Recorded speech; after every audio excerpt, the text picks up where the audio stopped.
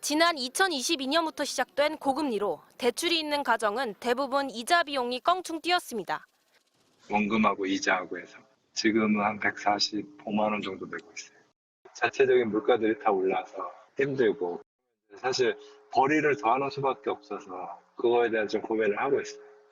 지난해 각 가정에서 이자로 내는 월 평균 비용은 13만 원. 1년 전보다 31.7% 늘면서 관련 조사를 시행한 2006년 이후 가장 큰 폭으로 증가했습니다. 물가 영향을 뺀 실질 이자 비용만 들여다보더라도 27.1% 상승해 역시 역대 최대폭입니다.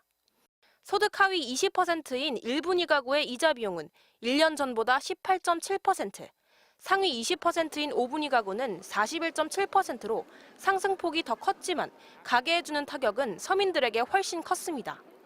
이자 부담이 증가했어도 상위 20% 가구는 오히려 지출을 크게 늘린 반면 유일하게 하위 20%인 1분위 가구만 식음료 비용 등을 줄이면서 지출이 0.5% 줄었습니다.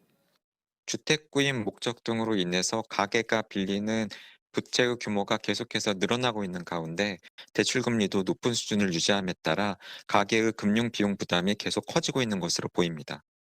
자영업자 대출 가운데 원금 또는 이자 상환이 3개월 이상 연체된 금액도 1년 만에 18조 원에서 27조 원으로 50% 가까이 급증했습니다. 특히 20대 자영업자의 연체율이 최고였고 30대가 그 뒤를 이어 젊은 자영업자들이 큰 어려움을 겪고 있는 것으로 나타났습니다. MBC 뉴스 김세영입니다. 코로나19와 경기 부진을 대출로 버텨온 자영업자들이 한계에 이르면서 이들이 갚지 못하는 대출 규모가 1년 새 50% 불어난 것으로 나타났습니다. 신용평가기관 나이스평가정보가 국회 기획재정위원회 소속 양영숙 더불어민주당 의원에게 제출한 개인사업자 가계기업대출 현황 자료에 따르면 작년 12월 말 현재 약 335만 8,500명의 개인사업자는 모두 1,109조 6천여억 원의 금융기관 대출을 안고 있었습니다. 1년 전에 비해 대출자는 8만 4천여 명, 대출 잔액은 27조 400억 원 더 늘어난 규모입니다. 특히 이들의 3개월 이상 연체 금액은 18조 2,941억 원에서 27조 3,833억 원으로 9조 원 넘게 급증했습니다. 보통 석 달 이상 연체가 된 대출은 금융권의 회수가 어려운 대출로 분류됩니다. 평균 연체율도 1.69%에서 2.47%로 약 0.8%포인트 뛰었습니다. 3개 이상의 금융기관에서 빚을 내 추가 대출이 사실상 불가능한 자영업 다중채무자의 상황도 지난 1년간 더 나빠졌습니다. 전체 다중채무 자영업자는 현재 173만여 명으로 전체 개인사업 대출자 가운데 51.5%, 즉 절반이 넘습니다. 다중채무 개인사업자의 연체율은 29세 이하가 6.59%로 최고였고 30대가 3.90%로 두 번째였습니다. 영업 규모나 자산 등의 측면에서 아직 자리를 잡지 못한 20, 30대 젊은 자영업자들이 대출 원금과 이자 상환에 큰 어려움을 겪고 있는 것으로 추정됩니다. 당분간 고물가와 고금리가 이어질 전망이어서 한계 상황에 내몰린 자영업자들, 그 중에서도 20, 30대 젊은 자영업자들의 고통이 더욱 커질 것으로 보입니다. 경매와 공매 상황을 눈으로 볼 수 있게 만든 경매지도, 서울 동북지역, 노원 도봉 강북, 이른바 노도강 지역을 확대하자 수많은 아파트들에 붉은색으로 표시된 경매와 공매 딱지가 붙어 있습니다. 또 전세 사기가 집중됐던 서울 강서구 역시 붉은색 경공매 표시가 빼곡합니다. 부동산 경공매 데이터 전문기업 지지옥션에 따르면 작년 4분기 서울 강서구 경매 진행 건수는 94건에 달하는 것으로 나타났습니다. 전분기 42건에 2배를 넘는 수준입니다. 같은 기간 노원구는 71건으로 전분기 48건보다 23건 늘었고 도봉구는 37건으로 전분기 27건 대비 10건 증가했습니다. 이렇게 경매 건수는 늘고 있지만 낙찰률은 20에서 30%대에 머물고 있습니다. 10건의 경매가 진행되면 두세 건만 주인을 찾아간다는 뜻입니다.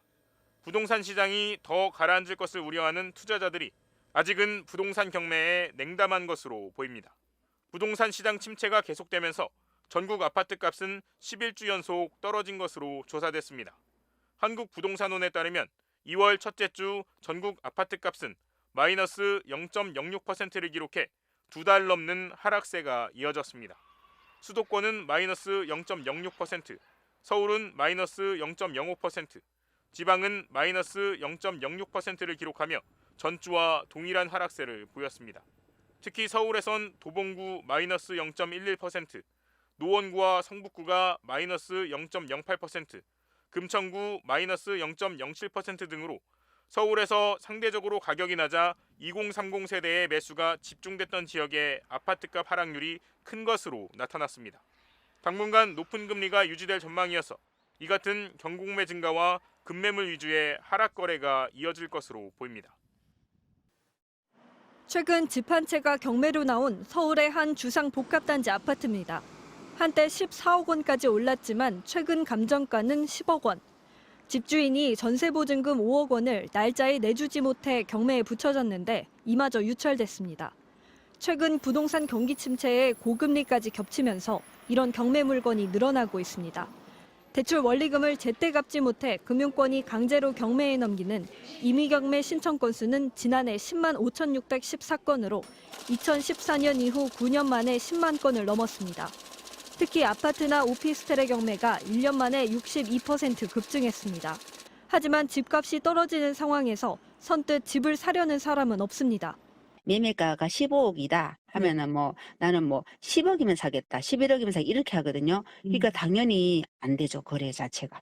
1월 넷째 주 전국 경매 낙찰률은 28%로 경매 물건 3개 중 2개는 유찰됐습니다.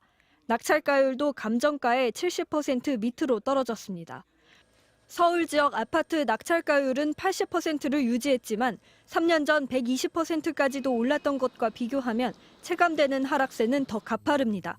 여기에 금리가 낮을 때 무리하게 대출을 받아 부동산을 산 영끌족이 이자 상환을 버티지 못하기 시작하면 경매 매물이 상반기에 더 쏟아질 거란 전망이 나옵니다. 전반적으로 2021년도에 매입했던 물건들이 지금 많이 타격을 받고 있거든요. 매매 시장에서도 이제 역전세 현상이 일어나고 이자 부담이 있는 것들, 그런 것들이 이제 더 많이 유입될 것이다. 지난해 문제가 됐던 전세 사기 빌라 매물도 순차적으로 경매로 나올 예정이어서 매물 증가세는 더욱 가팔라질 걸로 보입니다. MBC 뉴스 문다영입니다.